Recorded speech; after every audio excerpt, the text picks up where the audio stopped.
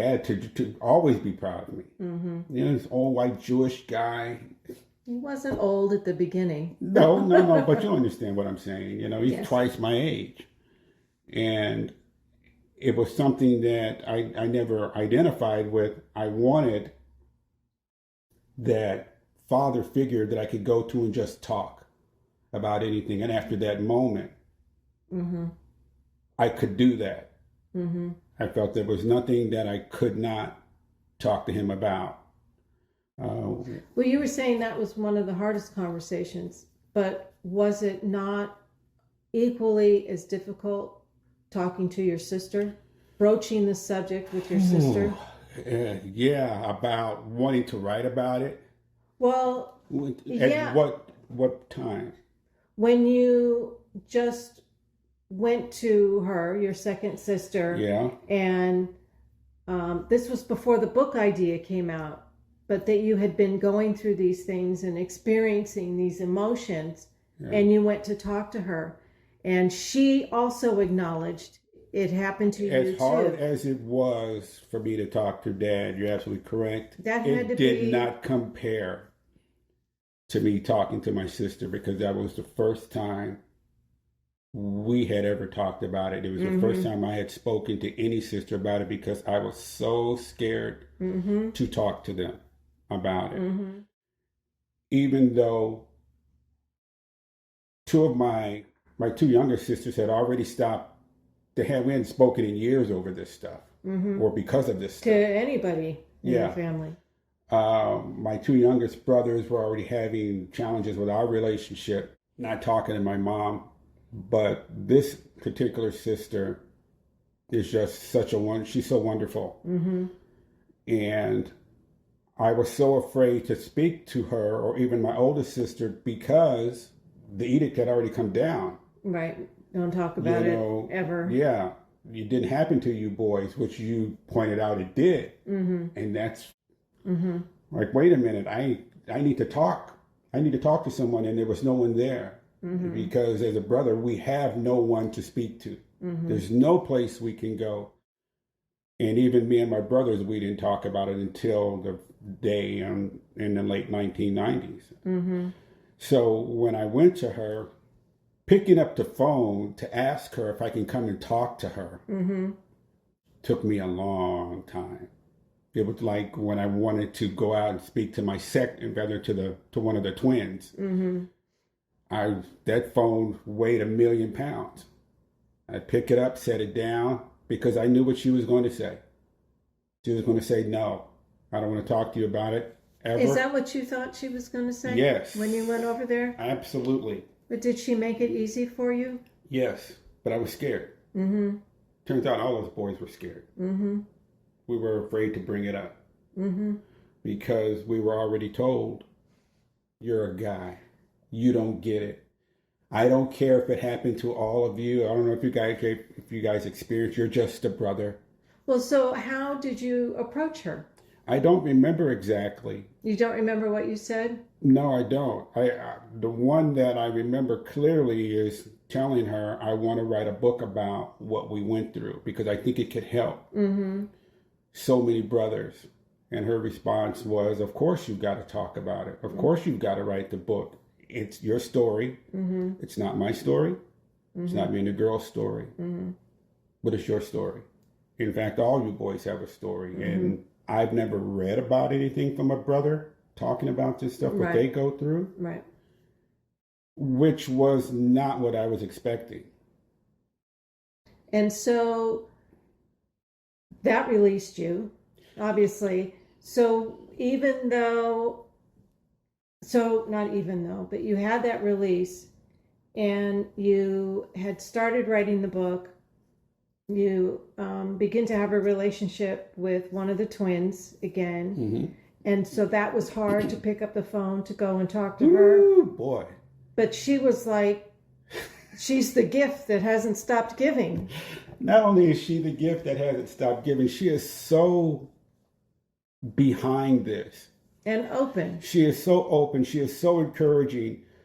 She has that same sense of release after speaking about it publicly. She has never had any issues speaking about it, sharing it with her girlfriend, sharing it with whomever, and it has empowered her. My real release didn't happen until 2013 when I went to the Lisa Nichols Speaking Right down in San Diego, and I spoke to all those people, and it was to the public. Right. It's one thing to talk to your family about it, but once you step outside of that arena, and then speak your truth to the world, that's where the real power comes in. And you realize, which is interesting because I was talking to my second oldest sister a couple of weeks ago, and she just realized this very thing. Once you speak your truth to the world, especially if you are innocent as a victim, whatever mental and emotional shackles that were on you just fall away. Yeah.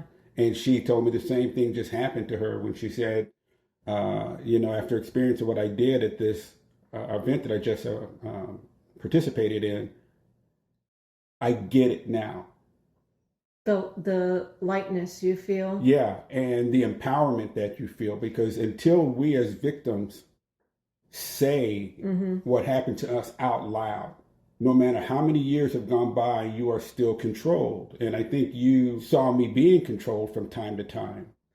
Well, and the power of your words to release other people.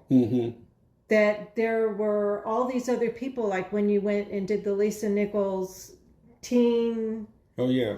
What's it called? Motivation for the teen spirit. masses. Yeah, teen spirit or something. Spirit. Yeah. Oh, God, I'm sorry. I can't remember the name of it. And the women that came up and were telling you stories about their brothers or that happened, their fathers. That but I'm saying, saying, right. in terms of the releasing... Yeah.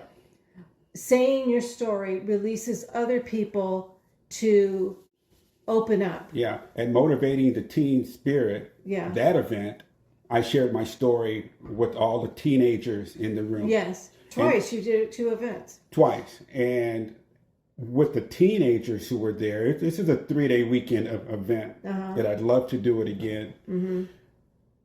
It was the graduation day when I shared what happened to us. And it just so happened that was the day that their parents were there.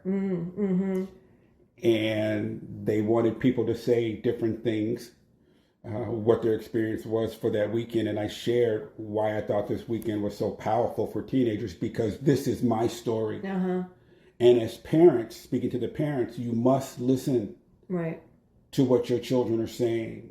Don't think it's not important. You must be vigilant. You've got to pay attention. But most of all, you have to believe what they're saying is possible.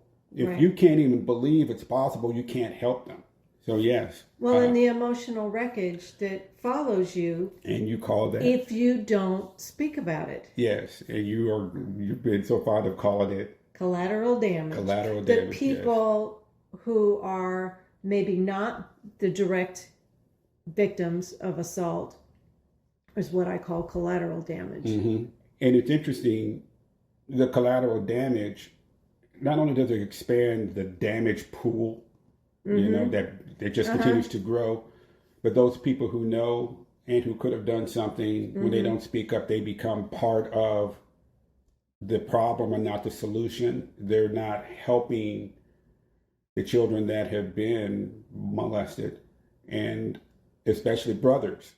Well, to me, it's also how society has been designed. You keep these things in the house, you don't speak about it, so when somebody hears about it, it's not their thing because it's such a tight wrap. But more and more, these things are being discussed and spoken about in open forums, and the not only just the physical molestation, but the emotional impact it has on other people. And the more you talk about it, I think the more that will trigger people who see things or hear things to speak up. I think it is a shift that hopefully is beginning to happen, that like the family members who knew, who didn't say anything, if that were to happen today, maybe would say something. Yes. Because it's more open. All it takes is for one to step forward, even if the others have their reasons for not doing so, which for us, the reasons aren't good enough. But all it takes is one. Right. It's interesting that you bring up what's happening today, because as we look to bring this conversation to a much broader audience, it raises two things.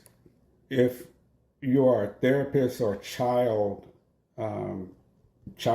family counselor or something like this, there's probably not tools in place that you think can help brothers, because I've gone to a couple and they don't see where they can help me, because I don't know if it's a gender bias thing, because I tend to think women, it's a conversation I want to have with women. How can we as brothers understand what women have gone through, and how can women who may be sisters to brothers help their brothers get through this? And it's almost a knee-jerk reaction that I'm not the therapist for this, but in many ways I think it's the same conversation that you have if I were to come to you and I say, I just lost my entire family to a car crash, say 3 months ago, and I'm still having problems with it.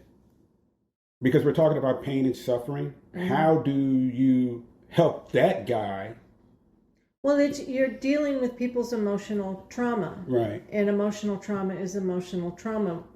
Whatever it is, that's what it is. And how you would help a woman is how you would help a man. Yeah, there's some different nuances. That is without question. But you're still talking about someone who's in pain. You're talking about someone who's suffering a tremendous amount of trauma. The other thing that comes to mind is the interview that President Obama, the podcast he's doing with Bruce Springsteen, that he's doing with Bruce Springsteen about their lives and how their upbringing impacted them, and emotions, just having emotions, and men being able to talk about. Men being able to talk to men. Yes. Is so important, because we don't have those support systems in place. Well, that's societal also. Yes. Men don't talk. And guess who created that barrier to entry that allows you to talk? Men. You have to be stoic, and you have to just handle it, and you can't be emotional. And that it's the patriarchy. Yeah. I thought it was really good that President Obama is having this type of conversation. Yes. As impactful as it is for someone of my generation, the greater impact is the generation coming after. And then the generation that follows our son's generation. Right. To get to a place where not only can you have these intimate conversations with men who may not even be related to you. They just may be your best friend. They may just be, these are acquaintances of yours, but you can share these conversations, something that women do a lot better than men. But for someone of his magnitude to start talking about the impact of traumas and stresses on his life as a young boy and as a young man, and he's had his share, I think it's real important. It would be great to be able to have this kind of discussion with him. Well, and I think just to add that his wife, Michelle, encouraged him to go talk to Bruce Springsteen, who she said had already done a lot of work. Yes. And she's like, here, go and talk to Bruce and open up. Yes, and I think it was because of her that he even got to a place where he would do it, which points out how men and women can be allies to help each other get through this type of thing that we're talking about here. All too often, even men who are innocent are not allowed in the conversation. Yes. Even though about 25% of all child sexual molestation in America, 25% of the young boys who are molested sexually are molested by women, but we don't talk about it. And the news and the reporting of boys being molested by priests, the Boy Scouts, these things coming out create conversation. But they're institutional conversations. They don't get to the local. They don't get to the family. There's still boys in trauma. They are still boys in trauma. And it's still conversation about children being abused. Well, the reason why I bring up their institutional conversations, the institutions are going to do everything they can to move them off the front page. Right. My point is that it is coming out into the world, these conversations, that this is happening to children. It's not just girls, it's boys. And these boys are traumatized also, and we need to address that. It's not them versus us. It's everyone needs to deal with children being viewed as sexual objects. Yes. In terms of the breakdown racially, yes, it's 2-to-1. Black children compared to white children who is molested by someone they know, family member, friend, parent. 66% of the molestations that take place when you look at black and white are black kids. And would you say that the black community is even more tight-lipped? Yes, and without question. Doesn't seek out therapy? Yes, without question. A lot of that is born out of a lack of trust with the white community, because typically that's, therapists and family psychologists and things like this. There's a trust issue. There's also a power issue that takes place, certainly using my family as the touchstone for this piece. My mother empowered. She knew. She did nothing to try to stop it for almost 20 years. So there is that power dynamic, because they know nothing's going to be done typically in the black community to stop it. So we have to, as a race, look at what we are allowing to happen and how do we protect our children. If we can look at someone like a Bill Cosby and an O.J. Simpson and can't get to the point that these guys did things that they never should have done, but we try to still hold them up. We still try to lionize these guys. No, we have to have a real discussion as a race before we can even move forward with taking it, I think, from a policy discussion. These things have to happen.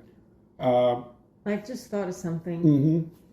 It's totally, it's a past, it's a memory that your second sister, I can't remember if all of our kids were born, but they're all around the same age. But we were sitting at her place, and you were talking to her boyfriend at the time in one room. And she sat down with me and was telling me about some of the stuff that happened with Henry. Wow, I didn't know that. Yeah. I didn't know that. And it was very interesting that she opened up like that and told me. And, obviously I have, you don't know what to say. Yeah. Well, you don't know what to say. For you, there's so many things that are different. Yeah. Number one, you don't have any brothers. Yes. You're white. I am. What? You're Jewish. What? Your background is from a social economic position. Different than yours? I think so. A little. And so when you hear what's going on, I think the best thing that anyone can do is just acknowledge that you hear them, that you see them. There might not be anything that you think you can say that you think would comfort them or bring some value to the conversation, but so much is to be said about just saying, well, I listened. Yeah. I listened. Yeah, because that is tremendous recognition, especially when you go through a life of not being listened to. I didn't know that.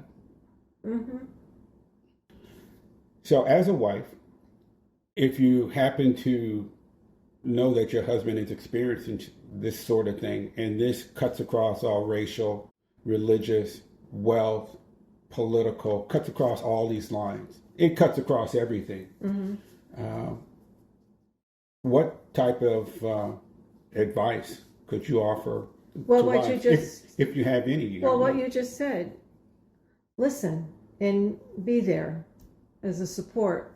As I said, you are a particular type of person. You respond to space, and you respond to knowing that I'm there if you need to talk about it. Other men might respond to other things. They might want to have it pulled out of them, or information, and talk about it. I tried that getting you to talk when we were dating, and I was shut down. So I've learned to let that go. When you said we were having an discussion, you said, you expect an answer right away. I said, that's having a discussion. You don't like that. No, I like to kind of process things. I for know a that, and that's what you said. So what I would say... You said that back then. And nothing has changed. So in terms of advice, it's listening and responding how you know that your spouse likes to be responded to. I hopefully respond to you the way that you want to be responded to. One of the things that are really hard at times is watching TV. It comes to you when you're watching TV. And I just start... I know. I just start leaking. My eyes are I'm a mess. So if there's a song... the song that always gets me is Midnight Train to Georgia. Oh, man. That's just a killer. But when I'm in that... Why is that song a killer? Because it's going back. It talks about going back to find. Okay. Going back to find, yes. Okay. So for place and time, it's like, okay, that's going back to my childhood. And it's like so much we missed. So much was taken. But there are days I just want to go back to us playing picnics. I want to go back to us playing 953, learning bidwis. Just running the streets. Can't. Missed it. But you wouldn't be who you are. No. I shouldn't say but. You wouldn't be who you are. Yeah. Your siblings wouldn't be who they are. Well, I like to think now, if I had it to do all over again, knowing what my mission is at this point, not only would I not want to change anything, but I would want things to, I want things to play out, because this gives me an opportunity to bring a discussion forward in a way that has never been done. But it was... Wouldn't you want to... Boy. Well, that's all, hypothetical. Wouldn't you want to speak up and be more forceful in keeping him out of the house? Yes. To protect your youngest sisters? Yes, absolutely. I just look at it, because of what happened, it allows our family tragedy... To help others. The opportunity... Yes. To help others. It allows my story to say to other brothers, you're not alone. Mm-hmm. I know what you're going through. I know what you've been through. I would also add how important I think it is hearing from your siblings in your book. Mm-hmm. And I remember how great I thought that was reading Ted Turner's book, where he would have input from the people he was writing about, like I believe Jane Fonda wrote some stuff, some other people he worked with. But it's not just his voice, like it's not just your voice. It's mostly your voice, but you get input. I think that is so important for women to have your sisters represented, and also for men to have your brothers represented. That's why I wanted them there. I needed my sister's voice in it. I needed my brother's voice in it, so that you also get the gender views, you get the family view. That you're in this together. Yeah. It's besides what they're saying, it's important, I think, that your sisters are supporting you in this. Yes. And that people, when they get your book, will see that. And that's huge. It's great that they're going to participate in the next two books. They're going to participate in Hopefulness, which is the next one, Hopefulness. And they're going to participate in Happiness. Mm-hmm. And we're just kind of going through this journey together. And the best part of this book is that we got him in the end. So speaking of the end. I was so scared for you. Wait a minute. I have to say, I was so scared that you were going to get arrested or something. Okay, so what are we talking about here? When you went to confront Henry. So January of last year. I was so scared. That's why I kept saying, don't do it in the church. Do it in the parking lot. Don't, because they'll arrest you. I was so scared. I was so glad your older brother went with you. That was so important But oh Well, my it's funny. God, I was so nervous. Yeah, it was so important that your older brother went with you. You sound like my second sister and her husband saying, you know, someone needs to go with you. I'm so glad he's going because we don't know what you're going to do. Yeah, you get blinders on, and that serves you, and that's great. But possibly the blinders can keep out safety. And I was so scared. Keep out safety. It's too bad they can't see your hands going. Safety. I was so scared that you were gonna get hurt or get arrested. And I knew that your older brother would help you navigate without that. Yeah, he would constantly remind keep you me, in check. remember the big picture. Yes. You know why you're here. Yes. You have a lot to lose now, whereas before you weren't married with children. Now. Blinders on for safety. I just had to get that in there. Well, it ended up not taking place in the parking lot. It took place in the church, and it's so well documented in the book. Yes, I just had to say, you as a wife's perspective, what is that like?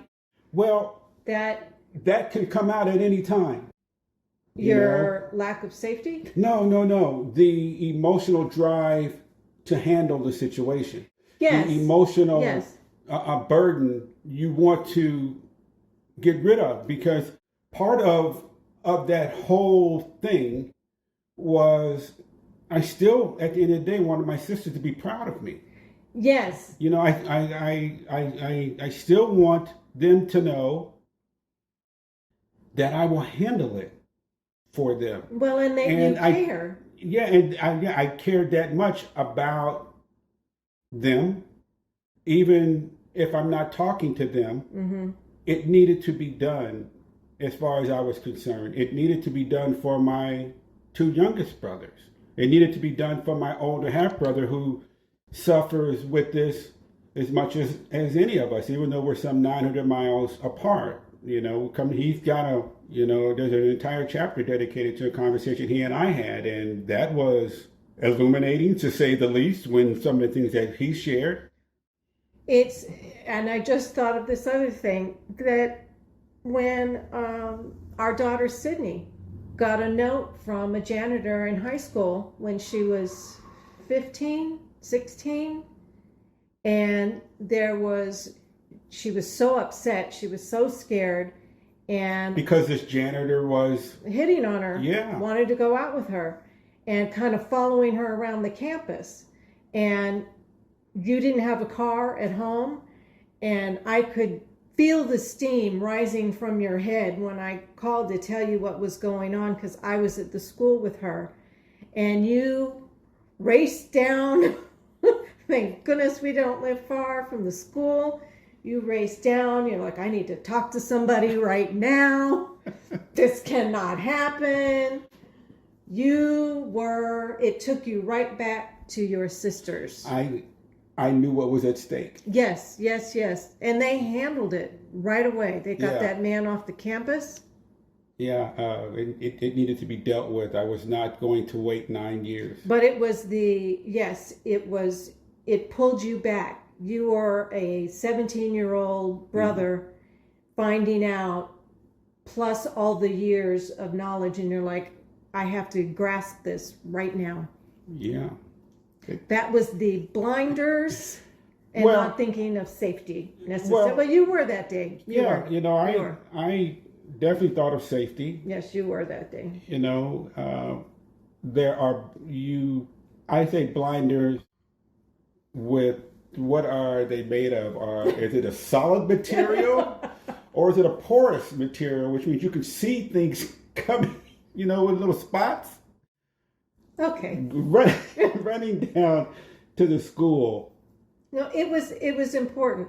Yeah. And but I'll give you an example. I know this is going on long, but when I was walking home from elementary school one day, I used to stay after school, and this car, so there's like nobody around, it's late in the afternoon, this car comes slowly around the corner and stops in front of me, and this man is masturbating in front of me in the car. I was in elementary school, so I was freaked out. And then he pulled away, and I ran up the hill, and I ran home, and I was crying, and I was a mess, whatever. So my parents called the police. The police came over, Officer Buck, he was lovely, to tell them this was around the school. And the next day, my dad came and went and he spoke to the principal of the school. And this is going to relate to you. His emotional level, I would say, was different than yours because of your experience, obviously. He was still upset, and we need to deal with this, but his emotional presentation that I saw, because I saw him talking to the principal. Yeah, but I think a lot of his emotional presentation was determined by the fact that hands weren't put on you. Yes, no, I'm not saying yours is wrong and his is right. I'm not saying that. I'm saying it's just different, and your because of the history are very intense. Understandably, it's not saying it's wrong or right. Understandably, it's intense, your response. That's all. Thanks.